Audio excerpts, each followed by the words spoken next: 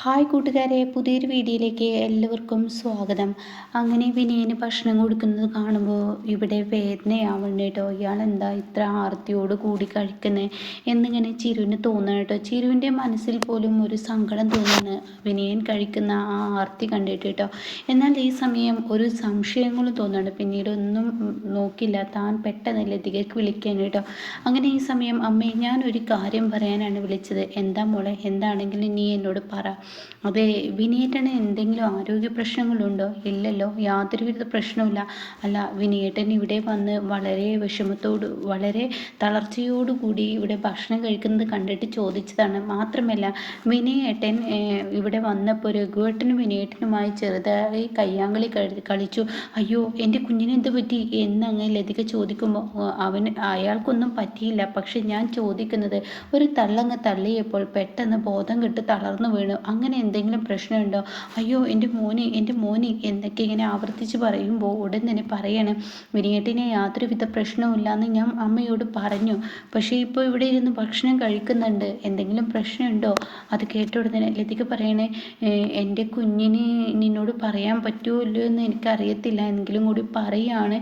എൻ്റെ കുഞ്ഞിന് യാതൊരുവിധ പ്രശ്നവുമില്ല. പക്ഷേ അവൻ നിൻ്റെ പ്രസവ ചെലവിന് വേണ്ടി ക്യാഷ് കൊടുക്കണമെന്ന് പറഞ്ഞിട്ട് ഇന്നലെ മുതൽ അവൻ ഭക്ഷണം കഴിക്കുന്നില്ല. അത് കേൾക്കുന്ന ചീരുവിന് അറപ്പും വെറുപ്പുമായിട്ട് തോന്നുന്നത്.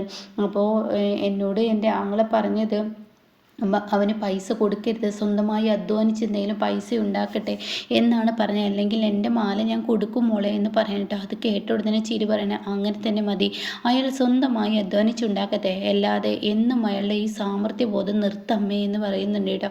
അങ്ങനെ ഈ സമയം ശരിയെന്നും പറഞ്ഞ് ഫോൺ വെക്കണേ, എനിക്ക് കുറച്ച് തിരക്കുണ്ടെന്ന് പറഞ്ഞ് ഫോൺ വെക്കണേ.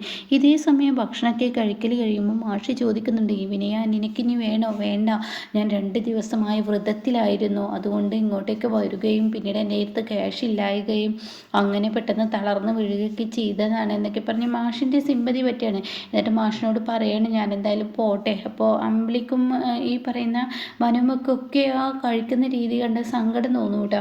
അങ്ങനെ ഈ സമയം അവിടെ നിന്ന് പോകാൻ ഒരുങ്ങുമ്പോൾ ഉടൻ തന്നെ വിനയൻ ഇങ്ങനെ നിന്നിട്ട്, അച്ഛാ ഞാനൊരു കാര്യം ചോദിക്കട്ടെ, ഞാൻ ഇനി ചീരുവിൻ്റെ പ്രസവത്തിൻ്റെ സമയത്തേ വരുള്ളൂ, എന്തായാലും എനിക്ക് എൻ്റെ കുഞ്ഞിനെ ഒന്ന് കാണണം, എൻ്റെ കുഞ്ഞിനെ കാണണമെന്നൊരു ആഗ്രഹമുണ്ട്, എൻ്റെ മക്കളെ രണ്ടുപേരെയും ഞാനൊന്ന് കാണട്ടെ, തെറ്റില്ലെങ്കിൽ ചീരുവിനെ ഒന്ന് കാണണമെന്ന് ഇതെൻ്റെ അപേക്ഷയാണ്. അത് പിന്നെ വിനയ, അല്ല ഞാൻ പ്രസവത്തിനെ ഇനി വരത്തുള്ളൂ. അപ്പോഴേക്കും മാഷിനോട് എതിർത്ത് പറയാൻ പറ്റാത്ത അവസ്ഥയാണ്. മാഷ് പറയാൻ ശരി കണ്ടോളൂ. അപ്പോഴേക്കും ചീരു തന്നെ മക്കളെ ഇങ്ങനെ കെട്ടിപ്പിടിച്ചിരിക്കുന്നുണ്ട്, കുട്ടികൾ കരയുന്നുണ്ട്. ആ സമയം ചീരുവിൻ്റെ മുന്നിലോട്ട് അങ്ങ് വരുമ്പോൾ, ചീരു നിങ്ങൾ എന്തിനാണ് അങ്ങോട്ടേക്ക് വന്നത്? അത് കേട്ട ഉടനെ, അത് നിന്നെയും എൻ്റെ മക്കളെയും കാണണമെന്ന് എനിക്ക് ആഗ്രഹം ഉണ്ടായിരുന്നു. ചീരു, എനിക്ക് സുഖമല്ലേ? എൻ്റെ സുഖങ്ങളൊക്കെ ഇപ്പോൾ കഴിഞ്ഞു, നിങ്ങൾ വന്നതിനോട് കൂടി ഇപ്പോൾ എനിക്ക് സുഖമില്ല എന്ന് പറയണ്ട. ഞാൻ നാട്ടിൽ കാലുകുത്തിയത് കൊണ്ടായിരിക്കില്ലേ?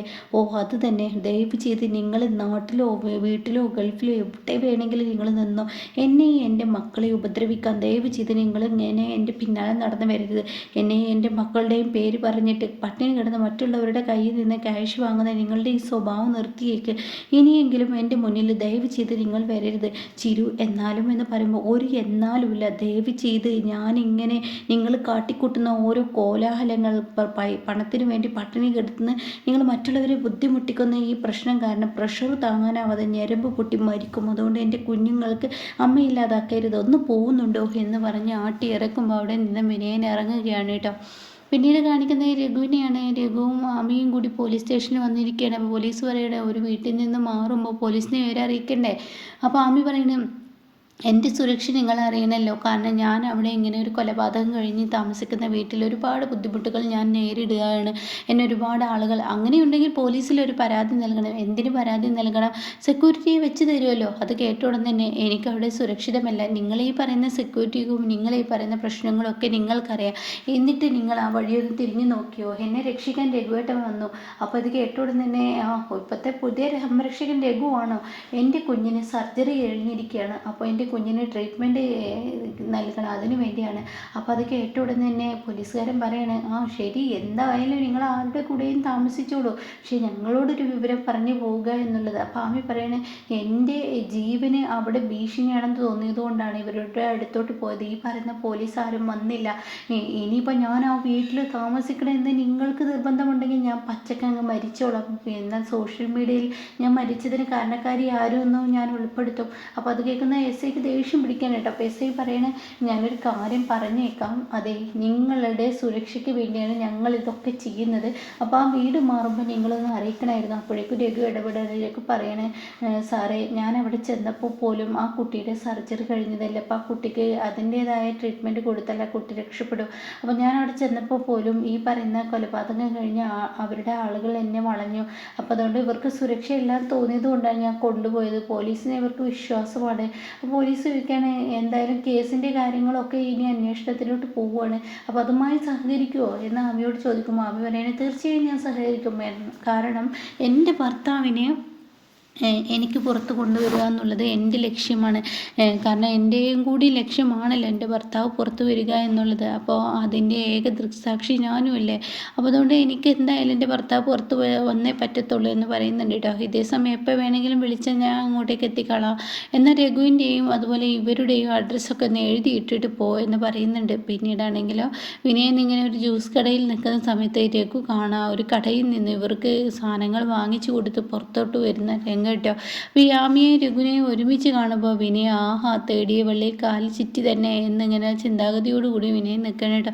അതേതാ പെണ്ണ്, ആ പെണ്ണിൻ്റെ മുഖമൊന്നും കാണാൻ പറ്റത്തില്ലല്ലോ എന്നിങ്ങനെ പറഞ്ഞു വിനയൻ ഇങ്ങനെ ധൃതി പിടിച്ച് ബാക്കി ബാലൻസ് കാട്ടറൂ എന്നൊക്കെ പറഞ്ഞു വരുമ്പോഴേക്കും വണ്ടിയെടുത്ത് പോകുന്നു കേട്ടോ.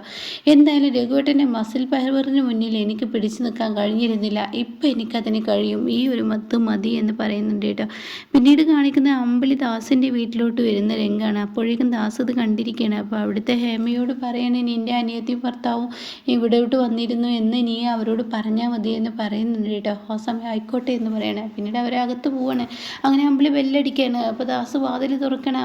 ഇതിപ്പോൾ ആര് ബെല്ലടിയൊക്കെ, എന്തിനാ എൻ്റെ അമ്പിളി നീ ബെല്ലടിക്കുന്നത്, ഇനി എൻ്റെ വീട്ടുകാരിയല്ലേ. അത് കേട്ടോടനെയല്ല ഇവിടെ ഇനി ഗസ്റ്റോ കാര്യങ്ങൾ, ഇവിടെ ആര് ഗസ്റ്റ്, എന്ത് ഗസ്റ്റ് ഉണ്ടെങ്കിലും നിൻ്റെ സ്വാതന്ത്ര്യം മറ്റുള്ളവർക്കുണ്ടോ എന്നൊക്കെ പറഞ്ഞിട്ട് ഇങ്ങനെ അകത്തോട്ട് കയറ്റാണ് കേട്ടോ. അല്ല രഘുവേട്ട ഇവിടെ നിന്ന് പോയോ? ഓഹോ രഘു രാവിലെ പോയിരിക്കുന്നു. അല്ല അമ്പിളി നീ എന്താ വന്നത്? ഞാൻ വെറുതെ വന്നതാണ്, യാതൊരുവിധ സമാധാനമില്ല. കഴിഞ്ഞ ആഴ്ചയിൽ ഇവിടെ ആരെങ്കിലും ഗസ്റ്റ് ആയിട്ട് വന്നിരുന്നോ? ഓ ഹേമയുടെ അനിയത്തിയും ഭർത്താവും വന്നിരുന്നു. അല്ല ഇതിപ്പോൾ എങ്ങനെ നീ അറിഞ്ഞത്? അതാ വിനയൻ പറഞ്ഞു കേട്ടില്ല. ഓ വിനയൻ്റെ പ്രശ്നങ്ങൾ ഇന്നിപ്പോൾ രാവിലെ ഇപ്പോൾ ഇവിടെ വന്നിട്ട് പറഞ്ഞതുള്ളൂ. ആ വിനയൻ എന്ന് പറയുന്നവൻ തന്നെ കുത്തിത്തിരിപ്പാണ്, അവൻ്റെ വാക്കുകൾ വിശ്വസിക്കാൻ പറ്റത്തില്ല. അത് കേട്ടോടെ തന്നെ ചീരു എന്നോട് ഇത് പറഞ്ഞിരുന്നു. പിന്നെ നീ എന്ന് പറയുമ്പോൾ ഉടൻ തന്നെ എന്തായാലും വിനയൻ വന്നു, രഘുവേട്ടൻ തള്ളി. പിന്നീട് അയാൾ വീണു. 2 ദിവസമായി ഭക്ഷണം കഴിച്ചിട്ട് എന്നൊക്കെ അറിഞ്ഞു. അപ്പോൾ ഭക്ഷണം കഴിച്ചു, അതിൻ്റെ തളർച്ചയായിരുന്നു എന്ന് പറഞ്ഞു. ഇങ്ങനെയൊക്കെയുള്ള കാര്യങ്ങൾ പറയുന്നു കേട്ടോ. എന്നാൽ ഈ സമയം അമ്പിളിക്ക് സംശയങ്ങളാണ്. അല്ല ഈ ആദിൽ എന്ന കുടുംബത്തിന് നമുക്ക് 10 ലക്ഷം കൊടുത്ത് സഹായിക്കണ്ടേ?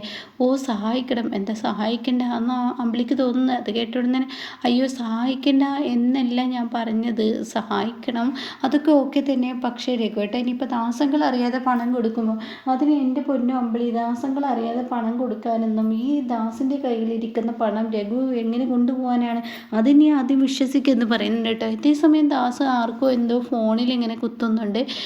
പിന്നീട് അല്ല ഇനിയിപ്പോൾ രഘുവേട്ടൻ എന്നൊക്കെ പറഞ്ഞ് അമ്പിളി വീണ്ടും സംശയങ്ങൾ ചോദിക്കുമ്പോഴേക്കും ഞാൻ എന്തായാലും ഒന്ന് മെയിൽ ചെയ്തിട്ട് വരാം എന്നിട്ട് സംസാരിക്കാമെന്ന് പറയുമ്പോൾ അമ്പിളി എന്തൊക്കെയോ ചിന്തിക്കുന്നുണ്ട് കേട്ടോ. അപ്പോൾ ഇങ്ങനെയൊക്കെയുള്ള ഒരു എപ്പിസോഡാണ് ഇന്ന് വന്നിരിക്കുന്നത് കേട്ടോ.